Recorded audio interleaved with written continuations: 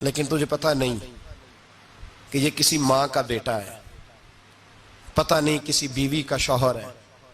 ایک ہمارے دوست ہیں، بزرگ ہیں، ان کا داماد فوت ہو گیا، نشہ کرتا تھا۔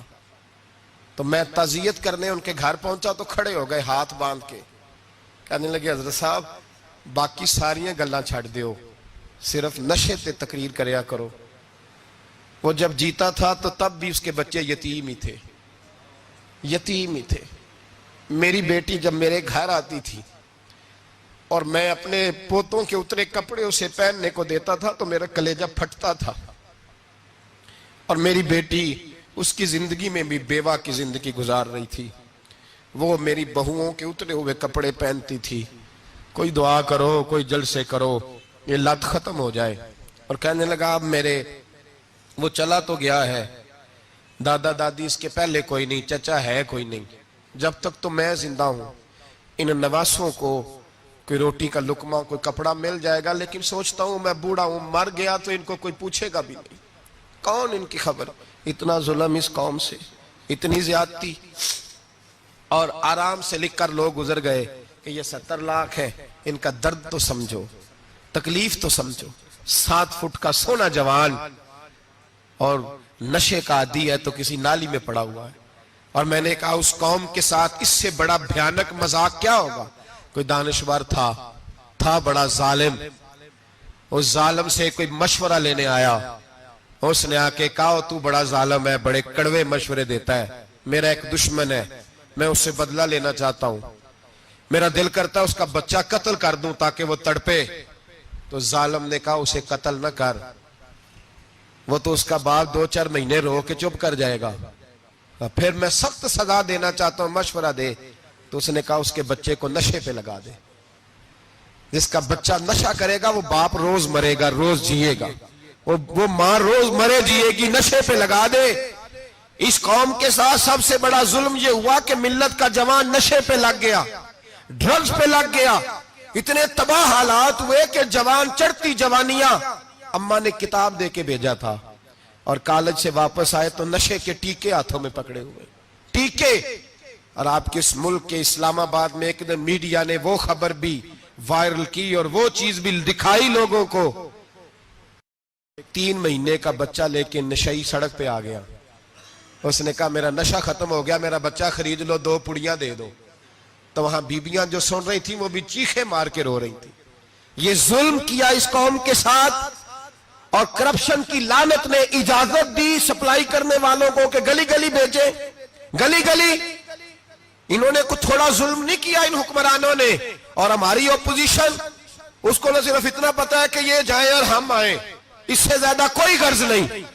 بھائی کرپشن کے خلاف نکلے ہو تم، نشے کے خلاف کس دن نکلو گے؟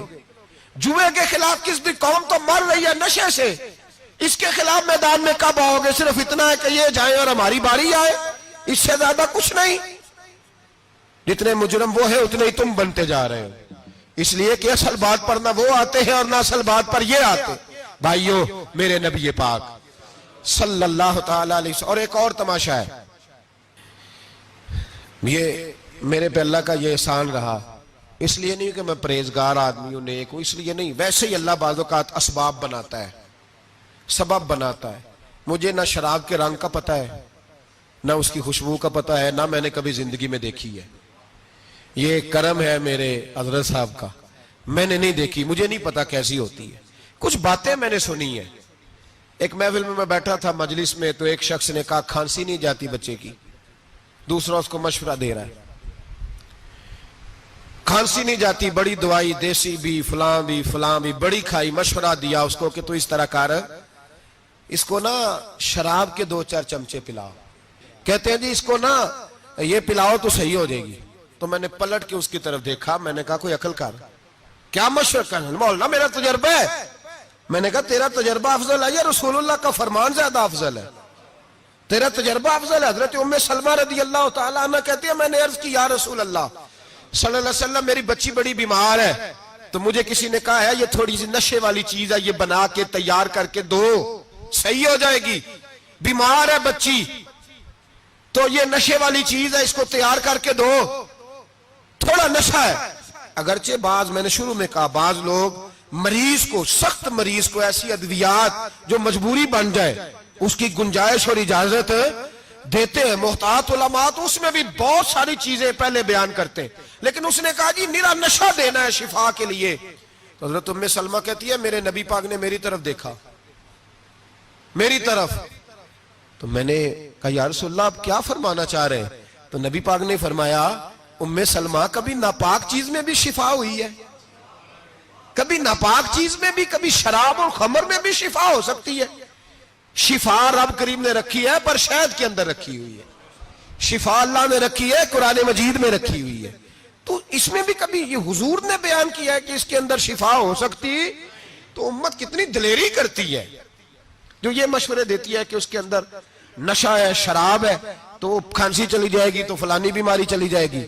نہ آؤ ان چیزوں پہ، نہ اپنے ایمان کو خرابی دو، اور نہ ایسی باتیں کرو جس سے کہ ڈائریکٹ رسول اللہ صلی اللہ علیہ وسلم کے واضح ارشادات کی مخالفت ہو. میرے نبی پاک صلی اللہ علیہ وسلم نے فرمایا. اور پھر کچھ لوگ کہتے ہیں تھوڑی پی ہے جی. اب تو میں تجزیے میں پڑھ رہا تھا کہ ایسی شراب ایجاد ہو گئی ہے، لوگ شراب پیتے ہیں اور وہ مست بھی رہتے ہیں، کار بھی چلاتے رہتے ہیں، کہتے ہیں جی نہیں ہمارا ذہن معاف نہیں ہوا تو یہ والی صحیح ہے، نشہ نہیں لاتی. میرے نبی پاک صلی اللہ علیہ وسلم نے فرمایا جس چیز کی تھوڑی مقدار، زیادہ مقدار حرام ہے اس چیز کی تھوڑی مقدار بھی حرام ہے. جس کی زیادہ مقدار حرام ہے اس کی تھوڑی بھی. تو خمر اور شراب اگر فل پینا جائز نہیں تو تھوڑی پینا بھی جائز. یہ حرام ہے اور حرام تھی اور قیامت تک حرام ہی رہے گی. میرے نبی پاک صلی اللہ علیہ وسلم نے منع کیا اور حضور نے اظہار ناپسندیدگی فرمایا. فرمایا 40 دن تو عبادت ہی قبول نہیں ہوتی شراب پینے والے جب تک سچی توبہ نہ کرے. ایک دن صحابہ بیٹھے تھے سارے، حضرت ابو بکر صدیق بھی تھے، فاروق اعظم بھی تھے، عثمان غنی بھی تھے، ڈھیر ساری تعداد تھی صحابہ کی، سارے تشریف فرما تھے.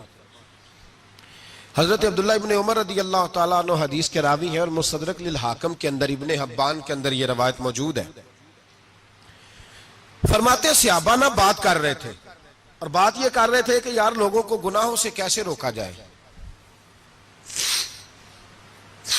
لوگوں کو گناہوں سے گفتگو. صحابہ یہ کر رہے تھے. عبداللہ ابن عمر کہتے ہیں بیٹھے تھے اور یہ گفتگو کر رہے تھے کہ گناہوں سے پلاننگ جی ہوتی تھی. ان کی جو محفلیں ہوتی تھی نا بیٹھ کے، وہ خوش گپیاں نہیں ہوتی تھی بلکہ وہ تبلیغ کی، جد و جہد کی، لوگوں کو برائی سے منع کرنے کے لیے بیٹھتے تھے، اس پر منصوبہ بندی کرتے تھے، پلان کرتے تھے، آگے ترتیب دیتے تھے. گفتگو ہو رہی تھی تو اب آپس میں بات ہونے لگی کہ کون سا گناہ زیادہ برا ہے جس پر سب سے پہلے کام کیا جائے. تو دور ایک صحابی بیٹھے تھے، ان کا نام تھا عبداللہ ابن عمر. ایک عبداللہ بن عمر ہے اور ایک عبداللہ ابن عمر ہے. حضرت عبداللہ ابن عمر دور بیٹھے تھے، بڑے سمجھدار سیانے باریک بین آدمی تھے. تو حضرت عمر فاروق اپنے بیٹے سے کہنے لگے جا عبداللہ ابن عمر سے پوچھ کے آ کہ سب سے سخت گناہ کون سا ہے. توجہ ہے میرے بھائیوں، ادھر دیکھیے گا میری جانب. پوچھ کے آ کہ سخت گناہ کون سا ہے. عبداللہ بن عمر رضی اللہ تعالیٰ عنہ کی خدمت میں جب عبداللہ ابن عمر گئے تو جا کے کہنے لگے کہ صحابہ پوچھتے ہیں کہ آپ نے زیادہ وقت گزارا ہے نبی رحمت صلی اللہ علیہ وسلم کے پاس، تو بتلائیے برا گناہ کون سا ہے، سب سے سخت گناہ، تاکہ سب سے پہلے اس پر پابندی لگائی جائے، اس پر محنت کی جائے. تو حضرت عبداللہ ابن عمر کہنے لگے صحابہ کو جا کے بتا دو کہ سب سے برا گناہ شراب پینا ہے، سب سے برا گناہ. اور یہ ام الخبائث ہے، برائیوں کی جڑ ہے، گناہوں کی ماں ہے، یہ بنیاد ہے. باقی گناہ اسی سے شروع ہوتے ہیں.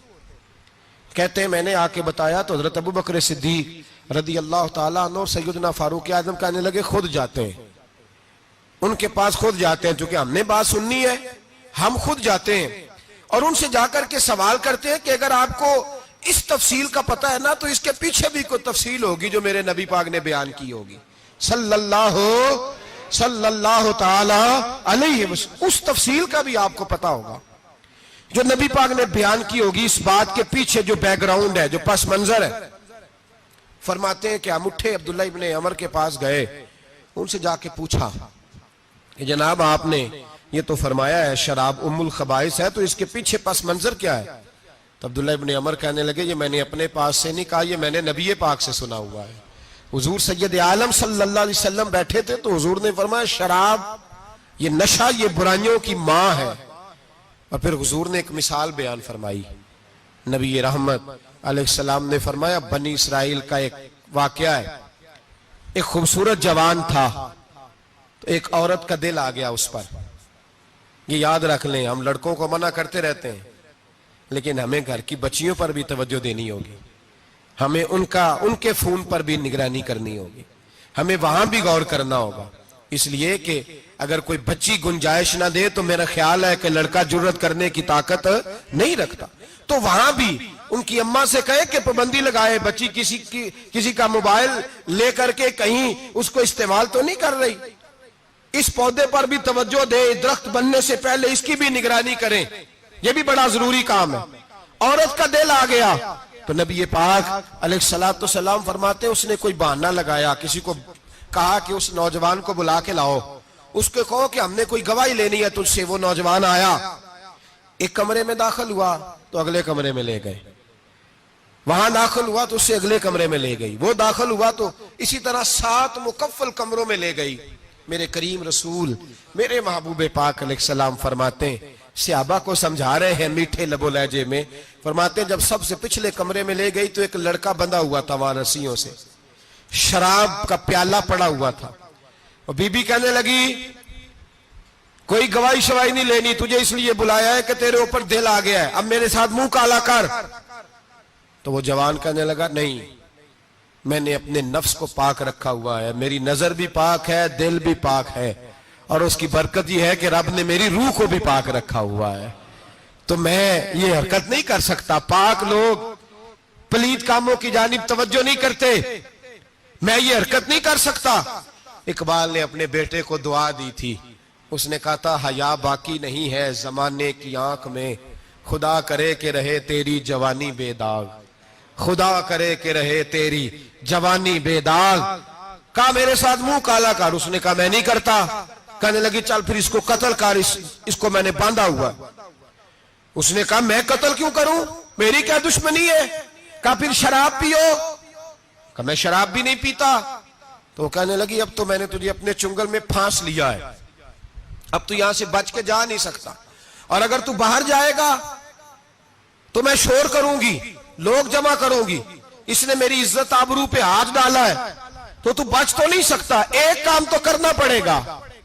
محبوب فرماتے ہیں اس نوجوان نے سوچا کہ زنا بھی بہت بڑا جرم ہے, قتل بھی بہت بڑا گناہ ہے, چلو اب مجبوری ہے تو شراب پی لیتا ہوں. لیکن وہ سمجھا نہ کہ شراب تو بنیاد ہے. اس نے ایک پیالہ جو پیا, کہنے لگا ایک اور دے دو, دوسرا پیا تو کہنے لگا ایک اور دے دو.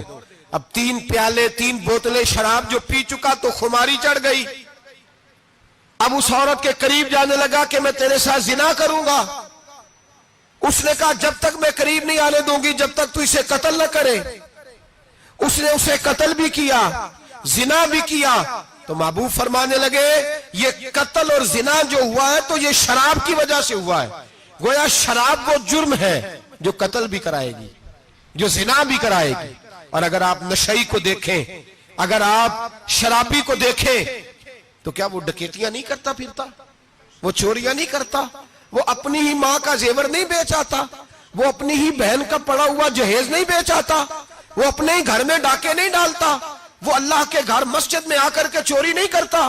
وہ صرف اس لیے کرتا ہے کہ یہ نشہ, یہ شراب, یہ ماں ہے گناہوں کی, یہ جڑ ہے. ملت کے لوگوں یاد رکھو, اس امت اس پاکستان کے ساتھ جہاں بہت سارے ظلم ہوئے, وہاں بڑا ظلم یہ ہے کہ بہت بڑا طبقہ جوانوں کا نشے کا عادی ہے. وہ نشہ انہیں عشق مجازی اور عورتوں کے عشق کی جانب لا رہا ہے. وہ نشہ چوریاں کرا رہا ہے, قتل کرا رہا ہے, ڈکیتیاں کرا رہا ہے. بہت بڑے ظالموں نے بہت بڑے ہاؤس بنائے ہوئے ہیں جن کے اندر شراب فراہم کی جاتی ہے, نشہ دیا جاتا ہے. میں نے تو ایسے ایسے لفظ سنے کہ الیکشن کے دنوں میں ووٹ لینے کی خاطر سیاستدان انہیں نشہ فراہم کرتے ہیں, انہیں باندھ کے رکھتے ہیں, روز تمہیں پڑیا ملے گی, ووٹ ہمیں ڈالنا. اتنا ظلم, اتنی زیادتی, اتنا جبر, ایک انسان کے ساتھ کھیلنا. لوٹ آؤ, پکڑو ان کا دامن, اپنے گھروں کو بچاؤ, اپنے دوستوں کو بچاؤ. جاگو جاگو امت کے لوگوں جاگو. میرے نبی پاک صلی اللہ علیہ وسلم کے کلمہ گو لوگوں کو بچاؤ. ان پر اگر سختی کرنی پڑتی ہے تو کرو, پیار کرنا پڑتا ہے تو کرو, محنت کرو, جدوجہد کرو.